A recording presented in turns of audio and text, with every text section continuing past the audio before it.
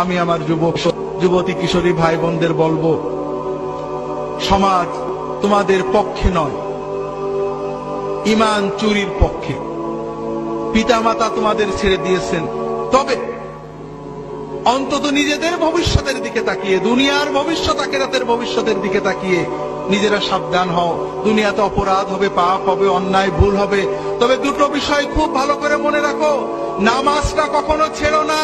নামাজ, যদি সিনেমা হলে থাকো বেরিয়ে এসে নামাজ পড়বে, যদি খেলার মাঠে থাকো ওয়াক্ত মতো নামাজ পড়বে। নামাজটা কখনোই ছাড়বে না, যত কিছুই হোক সময় মতো নামাজ পড়বে।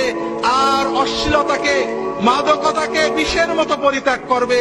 এই দুটো বিষয় যদি তুমি ঠিক রাখতে পারো, ইনশাআল্লাহ অন্যান্য ভুল ত্রুটি তওবা করবে, ভালো হবে, খারাপ হবে, এই নামাজ তোমাকে আল্লাহর পথে টিকিয়ে রাখবে।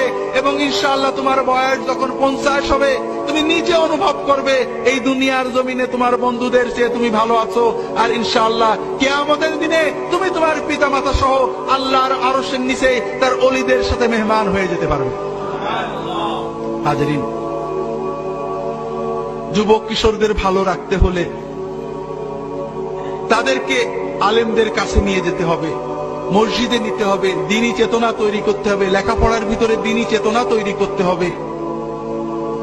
এগুলো সবই দরকার।